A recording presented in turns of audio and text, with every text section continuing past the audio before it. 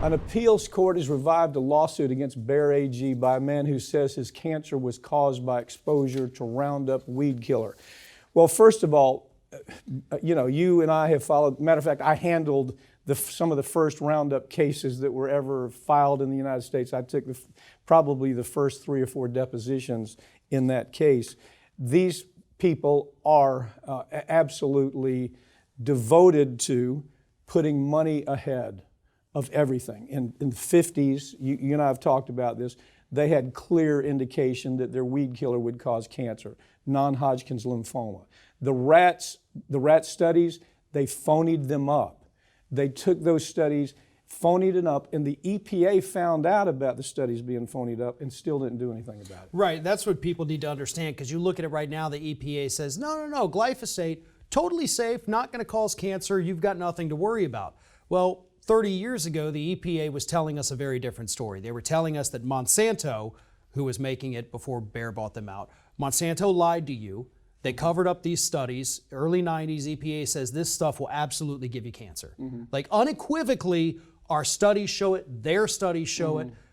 And then a few years later, you got some lobbying on behalf of Monsanto. They created this, glyphosate task force to whitewash every horrible piece of news. Well, what people miss about this story is it was very evident when I was taking the depositions. This is all tied into globalism, you understand. Glyphosate was going to be the thing that was going to save the planet from food shortage. You had the Clinton administration and the Bush administration say, we have to have this. We can't put any kind of limits on these folks because we need food all over the world. Well, it was a big lie. It was an absolute lie.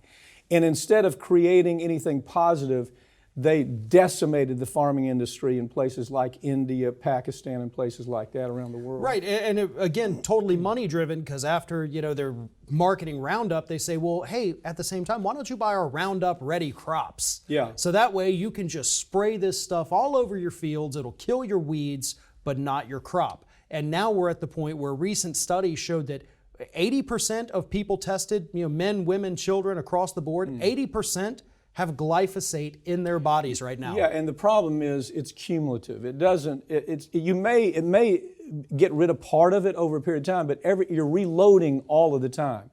The biggest problem that we found in the case early on was the damage it does to children. When children are at a growth stage, it causes all types of possible cancers in that child. Everything from leukemia to cancer in the bone plates. They knew all this. And what I love about this decision by the appeals court, it says, you know what? We don't care what the EPA says. The argument was by the company was, well, the EPA told us what we could and could not label, and therefore we're protected. The appeals court says, hell no, we're not going to rely on this dysfunctional EPA anymore. Yeah, and the EPA, as we know, has been captured by the regulatory or by the agencies they're supposed to regulate for 30, 40 years at this point. You can't really trust what's coming out of that agency whatsoever. I mean, we've got lobbyists, we've got industry insiders, all kinds of people that have headed up this agency and completely dismantled it and made it a joke from the inside out. The last 3 folks that have been at the very top of the structure of the EPA all came from they all came from the corporate side of it. They were either lobbyists for corporate, they're political for corporate, they worked with corporate where it came to chemicals and pesticides and herbicides. Every one of them had those ties, and every president that appointed them knew that. And they had all the information they needed to know that this guy is nothing but a corporate whore that's going to allow corporate America to do whatever they want. And that's the Roundup story exactly. Housing groups are begging the Biden administration to do something about out-of-control rent. Farron, the truth is, Biden has plenty that he can do, but he's doing nothing. And he's doing nothing, and people are asking the questions. You have these things right at your fingertips. Go do them. Give me your take. Yeah, obviously rent prices, housing prices all across the country going through the roof post-pandemic, even though we're not even really post-pandemic yet. But anyway, they're begging Biden, do something. The average national rent is now over $2,000 a month. This is unsustainable.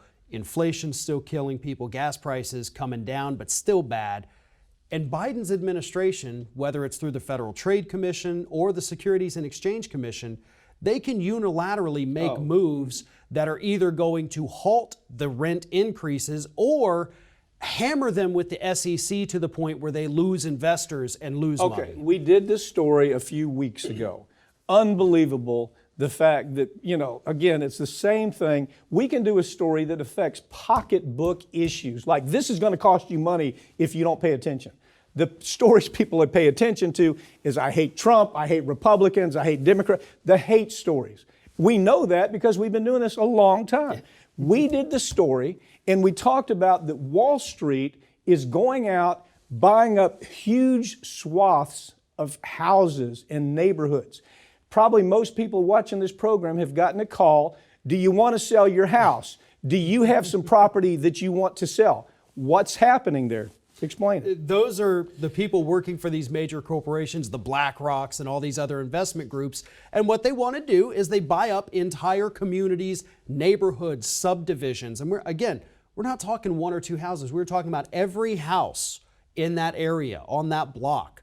So they can then rent them out, charge more than, of course, it should cost to live there, because people have no choice. Housing is the number one expense in this country, and you kind of have to have a house. It's the highest increase in 35 years.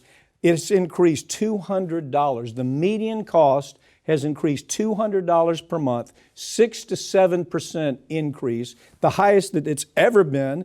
Evictions are higher than they've ever been. You've got 50 of the largest cities in the country. The largest cities in the country that they have followed, and just in the last year, it's gone up now to 200, increased to 200 more than what you're paying. If you're paying 1,000, look for 1,200. And they're saying it just continues. And the reason Biden is not doing anything, because it's a Wall Street deal. And like it or not, this is a Wall Street president. And he has a Wall Street cabinet. And the Wall Streeters are right now trying to buy up as much property as they can to hold renters captive. That's a simple story there, I think. And what's going to end up happening is we're going to end up with a glut in the market. Once they kick people out, price them out of the market, then suddenly these bankers who can't think 2 months into the future are going to realize, oh God, I've got all this property that is worthless because nobody can afford it. It's already happening. It's already parts of the country where that's already happening.